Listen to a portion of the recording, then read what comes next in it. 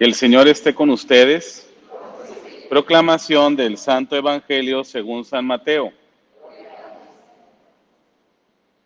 En aquel tiempo se reunieron los fariseos para ver la manera de hacer caer a Jesús con preguntas insidiosas, en algo que pudieran acusarlo. Le enviaron pues a algunos de sus secuaces junto con algunos del partido de Herodes, para que le dijeran: Maestro, sabemos que eres sincero y enseñas con verdad el camino de Dios, y que nada te arredra, porque no buscas el favor de nadie. Dinos, pues, ¿qué piensas? ¿Es lícito o no pagar el tributo al César? Conociendo Jesús la malicia de sus intenciones, les contestó: Hipócritas, ¿por qué tratan de sorprenderme? Enséñenme la moneda del tributo. Ellos le presentaron una moneda. Jesús les preguntó: ¿de quién es esta imagen y esta inscripción? Le respondieron: del César. Y Jesús concluyó: den pues al César lo que es del César y a Dios lo que es de Dios. Palabra del Señor.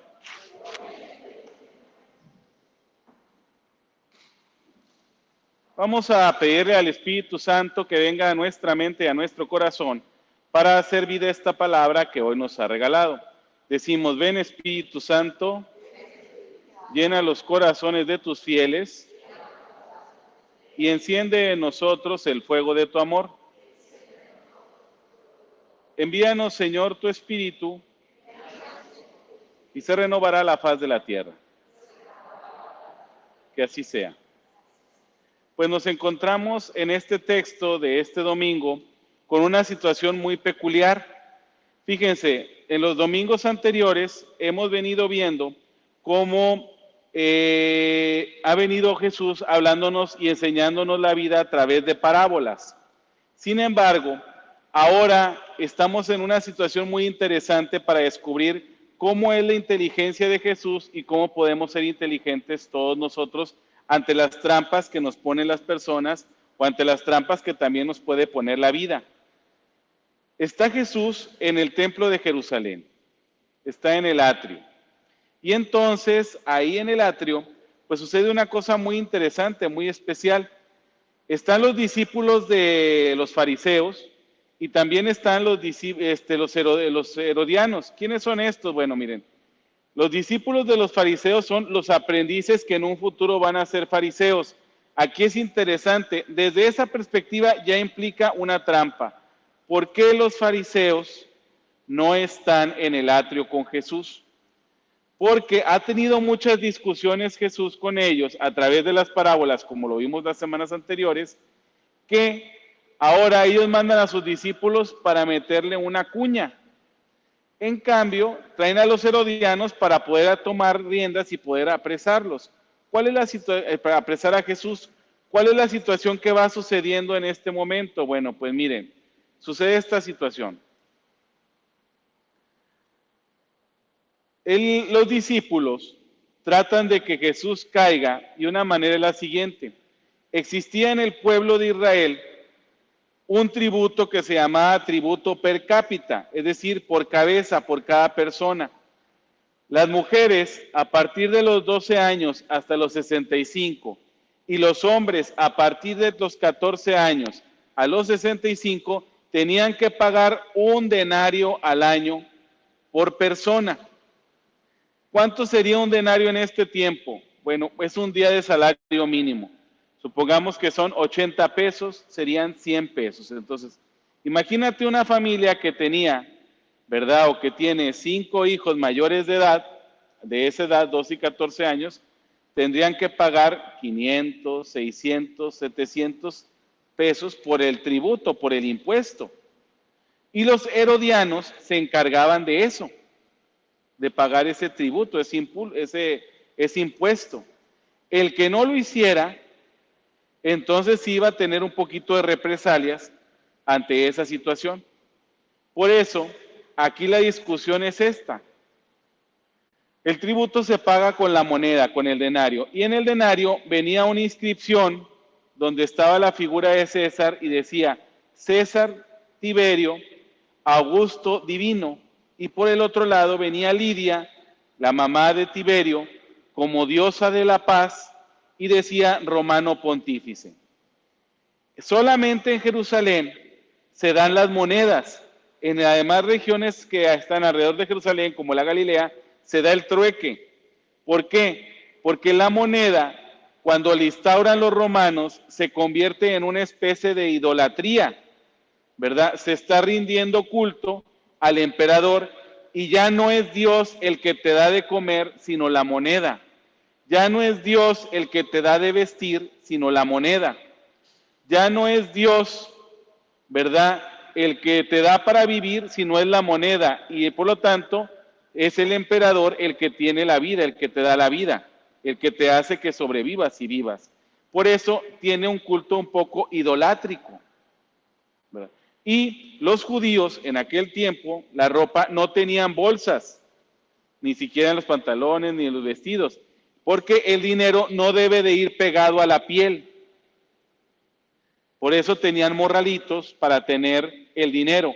Y el dinero era tan fuerte, tan sagrado para el Imperio Romano, que no debería estar el dinero puesto ni en los lugares de vicio, ni en los lugares de prostíbulos, porque el que lo tuviera en lugares no sanos era tener el emperador en lugares de corrupción y tenían una pena, ¿verdad? Ya sea una multa o incluso un arresto. Por lo tanto, era una parte de divinidad. Por eso cuando van los discípulos de Herodes, de los discípulos de los fariseos con los herodianos, ¿verdad? Le ponen esa trampa, dice, el dinero es sagrado, por lo tanto, ¿a quién tenemos que dar culto? ¿Es lícito o es legal dar el denario? ¿Verdad? ¿Pagar el tributo al César o no? Y aquí viene una parte muy interesante. Si Jesús contesta, porque no le dejan otra opción, lo ponen entre la espada y la pared. Si Jesús contesta que el dinero, que el tributo sí se debe dar, entonces está reconociendo la autoridad divina de lo que dice la moneda del emperador. Y entonces, ¿dónde está el Dios que has venido predicando y hablando? Si tú mismo le estás rindiendo culto a través de esta realidad idolátrica. El detalle es que lo están haciendo en el templo para acorralarlo. Y si dice que no, no es lícito, no es legal, entonces los herodianos agarran ese argumento para apresarlo y matarlo. Por lo tanto, no solamente es estar entre la espada y la pared, con esa pregunta se está jugando la vida en presencia de toda la gente. Y aquí viene una parte interesante. La inteligencia de Jesús es la inteligencia de todos los hombres. La forma o la cama que le tienden, primeramente que nada, es la adulación. Dice, maestro, sabemos que eres sincero y que enseñas el camino de la verdad. Eso todo es cierto. La forma en cómo lo dicen, esa adulación va teniendo una trampa. ¿Es lícito pagar al César el tributo? Y aquí Jesús es donde viene prácticamente la dimensión de la inteligencia y la magia. Dice, a ver, saquen una moneda. Y entonces, ¿ahí qué está demostrando Jesús? Jesús está demostrando que Él no utiliza las monedas, no las toca. Él no está rindiendo un culto idolátrico. Que los que tienen las monedas son ellos y interesantemente ellos sacan la idolatría de la moneda en el atrio del templo, que no era el lugar para ellos. O sea, ahí los mete en un estado de impureza a los discípulos de los fariseos. Por eso los fariseos no se metieron, porque sabían que iban a perder con Jesús y aventaron a los alumnos para quitarse ellos de la impureza. Fíjense qué inteligente Jesús. Y aquí viene la otra parte interesante. Sacan la moneda y vamos a poner que es como esta moneda de 10 pesos. Sacan la moneda y dice, ¿quién está en la moneda? No, pues está César, César Tiberio. Dice, bueno, den al César lo que es del César y a Dios lo que es de Dios. Aquí viene la otra inteligencia de Jesús. Por algo es el hombre más inteligente de la historia y es bueno aprender de él.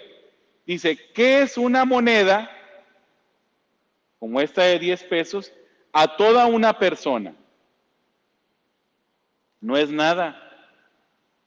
Supongamos que tú me dices, mira, Si esta moneda fuera tan valiosa, ¿cuál es la moneda más valiosa que tenemos?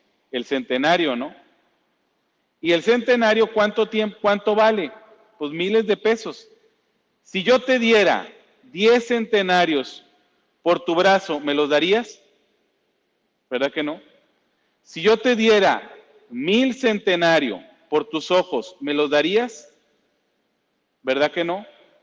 Si yo te diera 1.000.000 de centenarios por tu vida, ¿me la darías?